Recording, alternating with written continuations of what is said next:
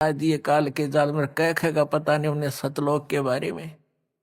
कहते हैं सतलोक के नाम क्या देते हैं, 500 नाम काल के जाप करवावे, टिकट दे रखी है अमरीका अफ्रीका की।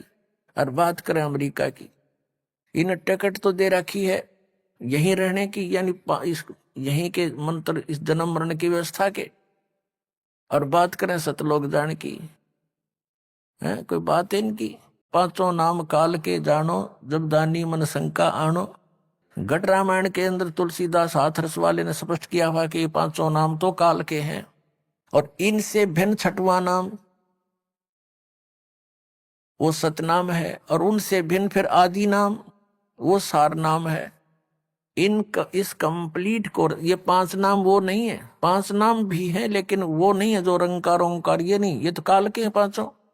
वो 5 नाम हैं इस शरीर के अंदर कमल बने हुए, हमारे कमल चक्र। उन चक्रों पर एक एक देव का अधिपत्य है, उनकी लॉर्डशिप है। उन जैसे ऊपर के लोक हैं वहां वो देव रहते हैं, उनका कनेक्शन इस शरीर में जैसे टीवी में चैनलों से कनेक्शन होता है, ऐसे वो उन पर भगवानों के लोग वहां की क्रियाएं इन चैनलों से दिखाई देते हैं। और जैसे आजकल इंटरनेट के माध्यम से बिजनेस करते हैं तो वहां बैठे बैठे अपने कंप्यूटर में कर देते हैं और वहां जाकर उनका सौदा हो जाता है।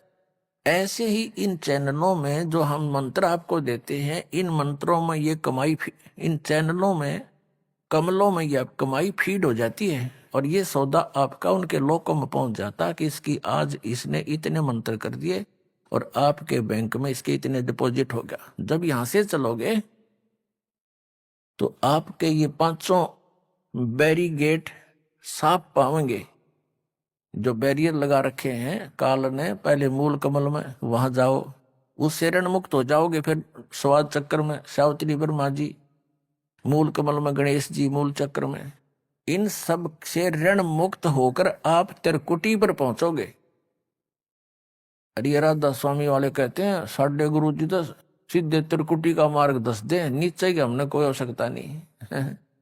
त्रिकुटी कोई बरवाड़ा का बस स्टैंड है, पैदल चले जाओ, साइकिल पर चले जाओ। त्रिकुटी तो इंटरनेशनल एयरपोर्ट है, और वहां चले भी गए तो लाभ क्या हुआ? अगर आपकी आगे की टिकट नहीं है, धक्के खा लो एयरपोर्ट पे। तो आपने स्वदेश जाना है, स्वदेश सतलोक है, काल के लोक में हम आए हुए हैं। यहां से वो टिकट इस दास के पास है, सतलोक जाने की वाली वो मेरे पास है, और यहां से क्लियर होगा।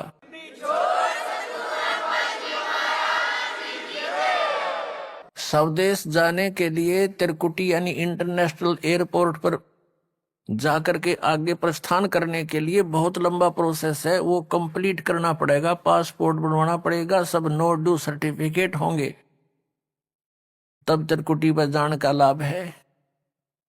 इन्होंने कख तो पता नहीं, नौकर नीचे वाला हमने कोई लाभ नहीं। नाम के जाप करे 500 काल के, बैठा बैठा लिया अपना भी, और काल के मुंह में झोंक दिए करोड़ों पुण्यात्मा, बोली बाड़ी श्रद्धालु, उनको परम धनी सतलोक पहुंच गए। सतलोक ने कह का भी ना पता, सतलोक पहुंचे तो वो पहुंचे हुए होते इनके परम धनी, इनके संत राधा स्वामी वालों के, जय जय गुरुदेव वालों के। क्या वहां परमात्मा को निराकार और समुद्र की तरह बताते हैं कि मोक्ष प्राप्त प्राणी उसमें ऐसे समा जाता है प्रकाश में, नूर में? भगवान नहीं है, नूर है बस वहां पर सतलोक में। जैसे बूंद समुद्र में मिलकर एक रस हो जाती है, जल का रूप हो जाती है, इनको खाक पता है। तो पुण्यात्मा, अब ये काल ने यहां इसलिए फंसा रखे हो आप, नाना प्रकार के धर्म बना दिए, भिन्न भिन्न प्रकार की पूजाएं हमारे गले में बांध दी, उनको घसीटे फिर रहे हम, जैसे पशु के गले में पाया बांध देते हैं, कोई लकड़ ना चालन दे, गट्टिया पर लाग गए चालना तो ना हम भक्ति कर पा रहे हैं। परंपराएं इतनी जकड़वा दी हमारे ऊपर, जकड़ रखे, और लाभ कुछ होना नहीं। चलो हमने लाभ हो जा तो इन परंपराओं को भी हम स्वीकार कर लें, इन साधनाओं को भी हम कर लें, क्योंकि हमने तो भगवान चाहिए। वो कर करके थक लिए, आज तक इन ऋषि में ऋषियों को भगवान नहीं पाया। कैसा है ये? निराकार बताते हैं, परमात्मा साकार है, निराकार है, उसका सह शरीर है, उसका नाम कबीर है, सब सदग्रंथ प्रमाण करते हैं। और आंखों देखा वो महापुरुष प्रमाणित करते हैं जिन्होंने भगवान को देखा, सतलोक देखा, वापस आए। इससे सिद्ध है कि आज तक उन महापुरुषों को छोड़कर जिनको परमात्मा स्वयं आकर मिले, सतलोक लेकर वापस छोड़ा, उसके अतिरिक्त विश्व के किसी व्यक्ति को, किसी भी साधु संत फकीर ऋषि में ऋषि आचार्य शंकराचार्य को भगवान नहीं मिला। वो लोक वेद दंत कथा बना दी उन्होंने, अपना अनुभव की, और परमात्मा को कोई निराकार बताता है, कोई कहते हैं अवतार धारण करके आता वो साकार है, वैसे निराकार है। ये इनकी कोरी अज्ञान अनुभव है इनका, ये कोई सत्य के आसपास नहीं है। तो गरीबदास साहिब जी को जब सचखंड लेकर गए तो वहां क्या देखा कि परमात्मा अन्य रूप में तेजों में, शरीर में, सिंहासन के ऊपर बैठे, सिर पे मुकुट है, ऊपर सफेद छत्र है, बहुत बड़ा गुम्बद है, सुंदर तेज पुंज का बना हुआ। जैसे ये पिल्लर खड़े हैं, ये पिल्लर लोहे के हैं, वो तेज पुंज के एक ही तत्व से बनता है सब कुछ। और बहुत तेजों में पृथ्वी है। सतलोक एक पृथ्वी है, जैसे पृथ्वी लोक है वो भी सतलोक है। और ये बताओ, नूर ही नूर है, प्रकाश ही प्रकाश है, चेतन ही चेतन है, और कुछ है ही नहीं। वह सब बाग बगीचे हैं, सफेद कलर के हैं, सुंदर लदपद मेवा से रहते हैं, फलों से लदपद रहते हैं, सदा बहार हैं। दूधों के सरोवर, तालाब, दरिया, सागर भरे हुए हैं। वहां जल अमृत सरोवर भरे हुए हैं, वो कभी खराब नहीं होते। उसी का एक सैंपल यहाँ पर है, परमात्मा ने भेज रखा है। गंगा का जल जो है इस पृथ्वी पर है, गंगा जैसा जल नहीं। लेकिन ये आया कहां से है? जिसकी दिव्य दृष्टि ने काम किया, देखा कि शिव के लोक से गंगा आई। शिव के लोक में कहां से आई? विष्णु के लोक से आई। इससे आगे इनकी बुद्धि काम नहीं करती। विष्णु के लोक में कहां से आई? इस ज्योति निरंजन के पास एक ऐसा डैम है, बहुत बड़ा डैम है, जिसको जटा कुंडली डैम कहते हैं, धाम वो सरोवर कहते। और वहां कहां से आई? सतलोक से। सतलोक से गंगा का जो जल है, सतलोक का एक सैंपल है कि ऐसे पदार्थ हैं वहां कभी खराब नहीं होते। दूध भी ऐसा है, दही के भरे हुए वहां पर सब ऐसे सरोवर हैं, सब व्यवस्था उपलब्ध है वहां पर, तो वो खराब नहीं होते। जैसे इस यहाँ के लोक में और सब पदार्थ नाश हो जाते हैं, वो खराब हो जाते हैं, गंगा जल खराब नहीं होता। ये सतलोक से आया हुआ एक सैंपल है आपके लिए कि ऐसे पदार्थ हैं वहां पर जहां आपको वापस जाना है, जहां से आप आए हो। ये जो दास आपको बता रहा है, ये कोई लोक वेद नहीं, कोई डूम भाट के गीत नहीं, ये गॉड गिवन ज्ञान है। कबीर भगवान ने बताया है, वो स्वयं आकर ज्ञान दिया है। और आंखों देखा महापुरुषों ने देखकर फिर अपना बयान किया है सच्चाई को, वो ही आपके रूबरू दास कर रहा है। इसने कति ऐसा मान लेना, बिल्कुल फाइनल समझ लेना, इसमें अगरम मगरम की जगह में छोड़ रखना। जब आपके हृदय में ये बात दास की 100 सत्य हो जाएगी सिद्ध, फिर आपकी आत्मा यहां से कति हट जाएगी, और यहां से हटे बिना वहां जा नहीं सकते आप। 2 नौकाओं पर पैर रखकर आदमी यात्रा नहीं कर सकता, बीच में पड़ा करे। तो जैसे जब तक आप यहाँ रहो, आराम से रहो अपने बच्चों में, भाइयों में, बहनों में, माता में, जो भी आपका परिवार है, रिश्तेदारी है, लेकिन भगत बना कर रखो उन सब ने। और वो भगत नहीं होंगे और आपकी आस्था रहेगी तो फिर आपको ये लटका लेंगे। तो बच्चों को भी नाम पर लगाओ, और फिर भी कोई नहीं मानता है, दुर्भाग्य है, तो डगमग ना होना। इस ज्ञान को आधार बनाकर आपको ये सोच लेना चाहिए कि आप तो यहाँ रहने ही नहीं हो, आपके बेटा है चाहे बेटी, कितने अच्छे हैं, पोता है, पोती है, दोते हैं, दोती है, या कोई कार कोठी है, तो आप तो यहाँ रह ही नहीं सकते। ये आपके हैं कैसे? जब तक आप इनके साथ हो, बिल्कुल प्यार से रखो। ये उस परम पिता के बालक हैं। जैसे एक नौकर रहता है, उसको ड्यूटी लगा दी जाती है, धनी यानी मालिक के द्वारा कि मेरे बच्चों की देखभाल कर, और ये पैसा ले इनकी खर्चे का। तो उस नौकर को मालूम होता है उनकी कितनी केयर टेक रखता हो कि कहीं ये नाराज ना हो जाए, इनको कोई दुख ना हो जाए, शिकायत हो जाए, मालिक तेरी नौकरी से बर्खास्त ना कर दे। उसके अपने बच्चे ना होते हुए भी वो उसके हृदय से सेवा करता है उस समय। लेकिन जब उसको नौकरी से निकाल दिया जाता है और उसमें उनकी ममता नहीं होती, उसको पहले ही पता था कि ये तेरे नहीं, ये मालिक के बच्चे हैं। तो ये आपके या भूल, ये आपकी जो भूल कद मिटेगी वो तो समय आप बताएगा, लेकिन ये मिटानी पड़ेगी आपने। ये बच्चे आपके नहीं हैं, ये शरीर आपका नहीं है। कहते काया तेरी है नहीं, ये माया कहां से हो। और हम यहाँ अपना जीवन नाश करते हैं, चोरी करके, डाके मार के, रिश्वत ले करके। आप देखते हो मंत्री लोगों का भी इतिहास सुनते हो, और जजों के बारे में भी सुनते हो, आईएएस आईपीएस के बारे में, और बहुत से इंजीनियरों के बारे में, डॉक्टरों के बारे में रिश्वत लेते हैं।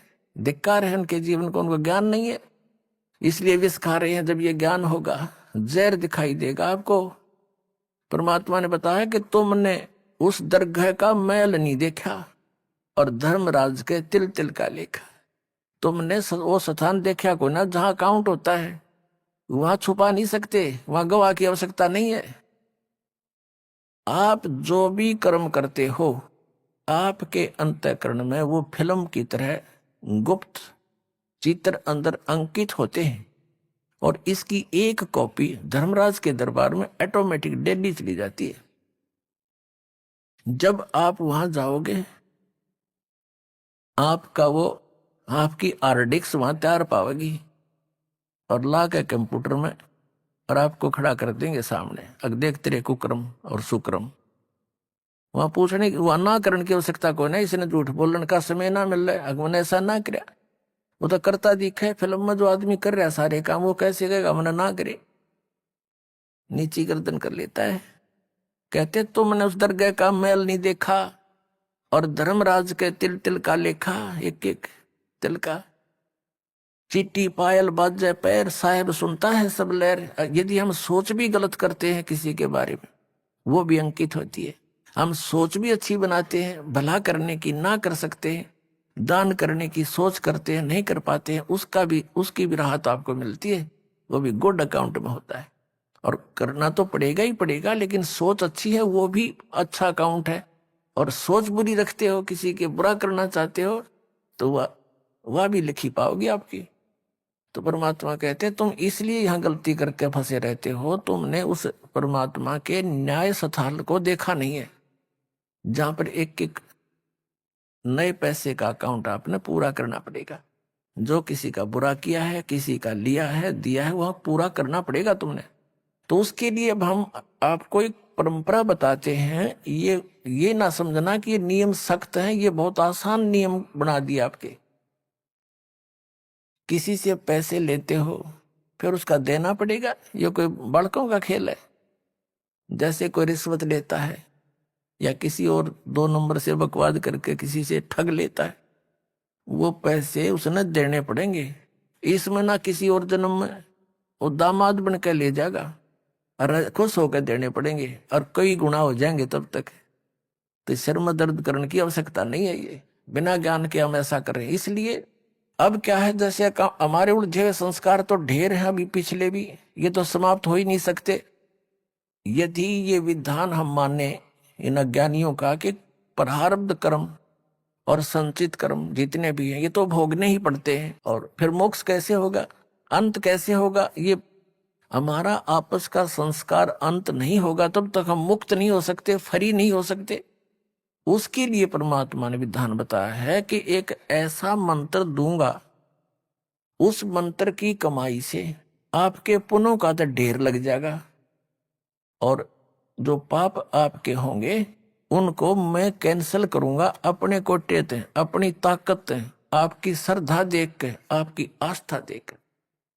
कहते हैं जब ही सतनाम हृदय धरो भयो पाप को नाश, और जैसे चिंगारी अग्नि की भाई पड़े पुराने घास। तो 1000 टन सूखा घास पड़ा हो और उसमें एक माचिस की सीख जला कर लगा दे, सारे को फूक करके ढेर बना देगी। राख बना देगी और चलेगी तेज हवा, उसको उठाओगे कहीं की कहीं फेंक का होगी, फील्ड क्लियर हो जाएगा। तो कहते हैं जैसे सूरज के आगे बदरा ऐसे कर्म छयारे, और प्रेम की पवन करे चित मंजन झलके तेज नयारे।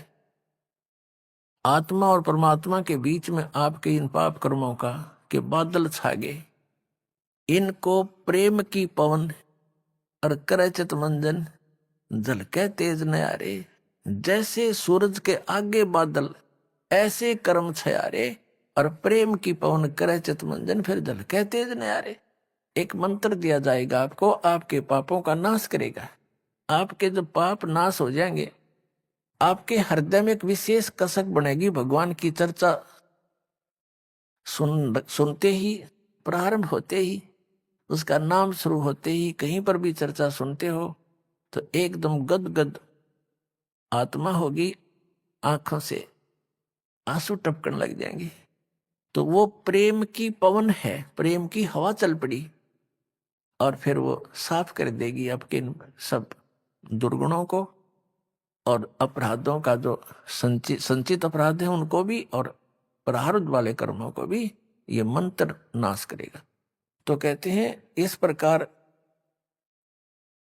तो यहां जो हम अपना जो संस्कार है, अब आपके जिसके भी जैसे हैं, अब इसको परमात्मा यही निमटा देगा आपके जैसे। अब हम करने परमात्मा के आदेश से होगा बच्चों, जीव के बस का नहीं है। कबीर भगवान की रजा बिना ना तो समाज सुधार हो सकता।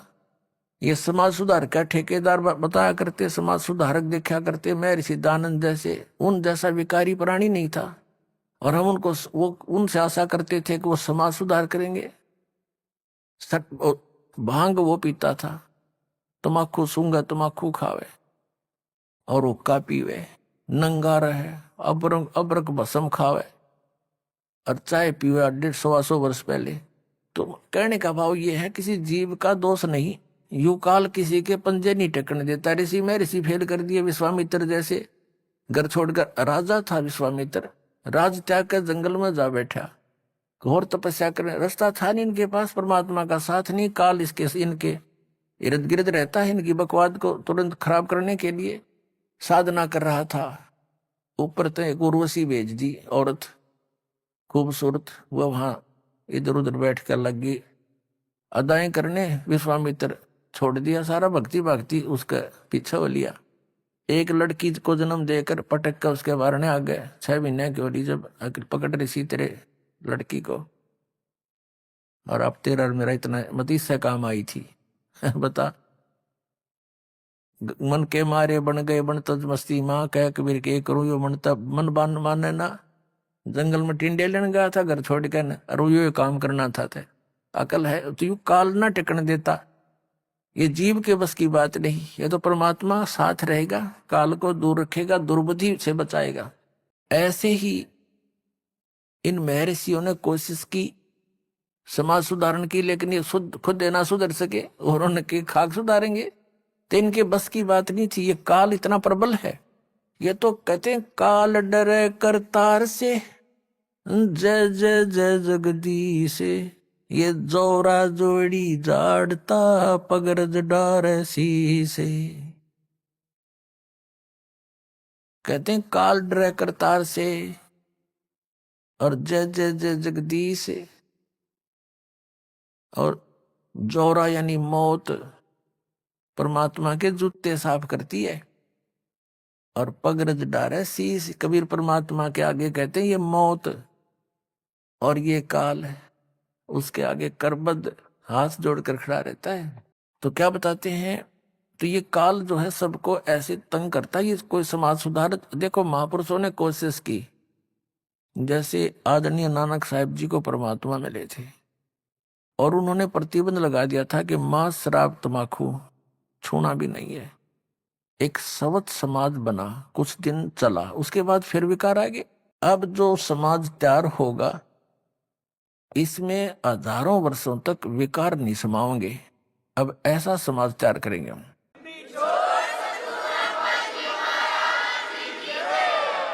बीड़ी मांस तम्बाकू शराब सुल्फा बुकी ये जो बुराइयां हैं ये समाज से ग्रहण की और काल ने लगवाई, क्योंकि इसने करवाना है ये ऐसा कर्म अपना टेस्ट बनाने के लिए। तो अब धीरे धीरे ये समाज हमारा बहुत ज्यादा विकसित होगा, बहुत फैलेगा। और जब अच्छे समाज की अधिकता होगी, 90% लोग तो देखम देखा अच्छाई में लग जाते हैं और 90% बुराई भी देखा देखी किया करते हैं। जैसे हमने देखा, जो बच्चे हमारे साथ पढ़ा करते थे उस समय वो कोई भी बीड़ी शराब मांस तम्बाकू टच नहीं करते थे। जब उनको नौकरी मिल गई, वहां देखा लंबी सिगरेट लाकर और नो करें, वो भी देखम देखा लागे करन, तो वो बुराई शराब भी शुरू कर दी और वो सिगरेट बीड़ी भी शुरू कर दी। वो बुराई देखा देखी सीखी, उनकी कोई ट्रेनिंग थोड़ी है। तो ऐसे ही हम देखा देखी बुराई पर जो लगे थे अब उसको छोड़ेंगे और इस ज्ञान के आधार से इतना दृढ़ हो जाएंगे, हमने विष दिखाई देगा रिश्वत लेना या दहेज लेना और देना। अब ये दहेज क्या है? अपनी बेटी पर भार लादना है, और जो लेने वाला है वो अपने सिर पे वजन रखेगा। तो परमात्मा क्या करेगा कि आपके ये संस्कारों को निमटाएगा। जैसे अब प्रारंभ कर दिया है परमात्मा की दया से, बुद्धिमान पुण्यात्माएं हैं, भगत हैं, वो समझने भी लगे दास के इस उद्देश्य को। तो वो क्या करते हैं, सिंपल वे से अपने बेटा और बेटियों को लाते हैं और सिंपल एक रामायणी परमात्मा की महिमा का गुणगान करते हैं बच्चों को बैठा करके। उस परम पिता के मुख से बोली वाणी है ये, और इससे बच्चों के संस्कार जुड़ते हैं। तो ना कोई लेना है ना देना है। बच्चों का ब्याह, लड़के का लड़की से विवाह नाता जोड़ना है वचन से, माया से नहीं। पहले माया कहाँ थी? जब ब्रह्मा विष्णु महेश का ब्याह हुआ, जब कौन से राजा ने सिक्के छाप रखे थे और किसने नोट बना रखे थे, तो हमारी अक्ल काम ना करती। हम वर्तमान की परंपरा में इतने गर्क हो, इतने धस जाते हैं कि हमारी बुद्धि काम ना करती। इस माया से ब्याह होगा? ये तो हम दोषी बना रहे हैं एक दूसरे को, कर्जवान बना रहे हैं बच्चों को। तो फिर ये जो संस्कार आपके आपस के थे परमात्मा खत्म कर देगा, यही यही फिनिश कर देगा, आपके आगे नहीं बढ़ने देगा। आगे बढ़ाओगे तो फिर सारे नियम तोड़ के बढ़ाओगे, फिर आपकी भक्ति भी जाएगी, संस्कार फिर नए सिरे से शुरू हो जाएंगे, यही धक्के खाओगे, भटकते रहोगे। अब ये समय है यहां से निकलने का। तो जो दास आपको बता रहा था, गरीबदास साहिब जी की आत्मा को लेकर सचखंड में गए। वहां जाकर क्या देखा कि अन्य रूप में परमात्मा एक सिंहासन के ऊपर बैठे हैं और सुंदर शरीर है। एक रोमकूप में करोड़ सूर्य करोड़ चंद्रमा मिला दे इतनी रोशनी है परमात्मा की। मनुष्य दृश्य है, निराकार है। प्रसंग यहां से चला था कि ये राधा स्वामी पंथ, जय गुरुदेव पंथ, सत्ता सौदा सिरसा वाले का पंथ, या और भी किससे तो बात कर लो, सब ये कहते हैं परमात्मा निराकार है। चाहे कोई राम कृष्ण का पुजारी है और विष्णु जी की मूर्ति रखे, हम भी ऐसे ही करते थे। फिर पूछते थे कि भी भगवान कैसा है? कि परमात्मा तो निराकार है, वो तो दिखाई थोड़ा देता है, उसका तो प्रकाश प्रकाश दिखता है। फिर श्री विष्णु जी की मूर्ति किस लिए रखी जब भगवान निराकार है? तो विष्णु जी क्या है? तो हमारा ज्ञान कोई आधारित नहीं था। हमारा जो ज्ञान है ये विचलित था, निराधार था। अब जैसे गीता जी अध्याय नंबर 2 के श्लोक नंबर 53 में 53 में कहा कि अर्जुन, जिसमें तेरी बुद्धि भिन्न भिन्न प्रकार के भ्रमित करने वाले वचनों से हटकर एक परमात्म तत्व के तत्व ज्ञान पर स्थिर होगी, तब तो तू योग को प्राप्त होगा। तब तो तेरे में भगत के लक्षण आवेंगे, तू योगी बनेगा, भगत बनेगा। तो दास आपको ये भिन्न भिन्न प्रकार के भ्रमित करने वाले वचनों से हटाकर और उस एक तत्व ज्ञान पर स्थिर करना चाहता है। उसके लिए आप जी को सभी धर्मों के धर्म ग्रंथ आपके रूबरू करता है ये दास। और जो उस धर्म के धर्मी वर्तमान के जो प्रवक्ता है, वचन करता है, ये अब से कुछ 100-200 वर्ष पहले तक के आ रहे हैं, जो अपना अनुभव बना करके, जो उन्होंने सारे जीवन में जैसा भगवान को जाना, सदग्रंथों को जाना, अपना अनुभव वो अलग से बनाकर चले गए पुस्तक। और उनके अनुयायी उनके द्वारा अनुभव की पुस्तक को ये मानकर ग्रहण किए हुए हैं कि ये सदग्रंथों से मेल खाती है, क्योंकि उन पुस्तकों में उन्हीं महापुरुषों और सदग्रंथों के नाम लिखे हैं कि उन्हीं से भी हमने ये जाना और स्वयं अनुभव भी ऐसा किया। तो दास ने उन सभी के अनुभव की पुस्तकें, उनके अनुभव के प्रवचन, जैसा कि टीवी वादी के माध्यम से, सीडी के माध्यम से, मीडिया के माध्यम से उन्होंने अपना जो प्रवचन कर रखे हैं, ज्ञान जनता में बांट रखा है, वो सारा आपके रूबरू कर दिया कि ये तो ये बताए हैं। और दास ने ऐसा अनुभव किया है और जो वेदों से मेल खाता है, और सभी महापुरुषों को जिनको परमात्मा मिले उन्होंने जो बताया वो भी दास का मेल खाता, इनका नहीं खाता। तो इससे उनको रिजेक्ट कर दो, तो उस गलत अनुभव को, गलत ज्ञान को, शास्त्र विरुद्ध ज्ञान को त्याग के और शास्त्र विरुद्ध साधना को त्याग कर शास्त्र अनुकूल साधना ग्रहण करो। ये सारा कुछ प्रयत्न करके दास का निष्कर्ष यही निकालता है दास, कि आप उन सभी को त्याग कर, जो आपकी दिशा ठीक नहीं थी, वो शास्त्र ठीक नहीं थे, उनके अनुभव ठीक नहीं थे, वो संत अनुभवहीन थे, उनको परमात्मा प्राप्ति हुई नहीं, जिनको तुम परम धनी मानकर, महर्षि मानकर, आचार्य मानकर चिपके हुए हो, शंकराचार्य मानकर उनके चिपके हुए हो, उनके पास यथार्थ आध्यात्मिक मार्ग नहीं है, आपका जीवन नाश हो रहा है। और ये प्रमाण प्रूफ देख लो। और इतना कुछ देख कर भी जो नहीं मानता है, उसके लिए परमात्मा कहते हैं वो चातुर प्राणी तो चोर हैं, जो अटपट करके दुनिया ने पीछे लगाए बैठे हैं। कहते हैं चातुर प्राणी चोर हैं, ये मूड मुग्ध हैं, ठोठ, इतना ज्ञान देखकर, प्रमाण देखकर भी उनके चिपके बैठे हैं, वो है मूड ठोठ, बिना अकल के, और वो संतों के नहीं काम के, उनको दो गल जोट।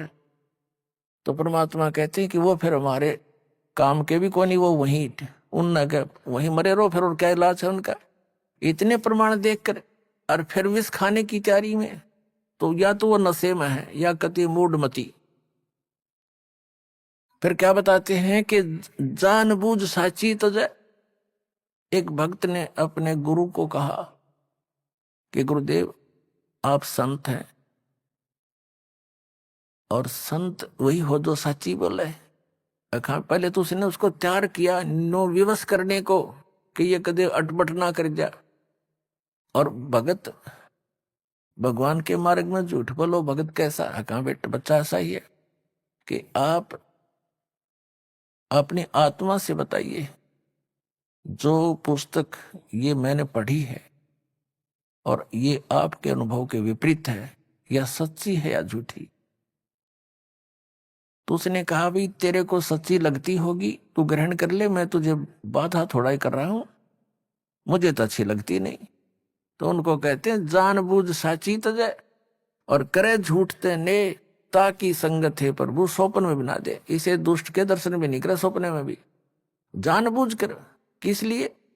सिर्फ अपनी वो मेहनता ही ना छूटे, और कलगदा बनेगा वह मेहनता ही वहां छूटेगी, फिर मारेगा कड़मा लठ कुमार, डायमंड का बोरा कमर पर होगा। तो हमने जो भी संत महंत आचार्य ऋषि महर्षि शंकराचार्य संत हैं, ये सभी परमात्मा के लिए ही निकले हैं। अभी तक तो चलो जैसा भी हम धोखे में थे, संत भी थे और भगत भी थे। अब इस दास ने कति क्लियर कर दिया। अब इन संत महंतों ने या तो ये बताना चाहिए कि रामपाल झूठ बोल रहे हैं, एक पॉइंट गलत सिद्ध कर दो मेरा, और नहीं तो अपना कल्याण कराओ। आओ, मान बढ़ाई क्या है इसमें?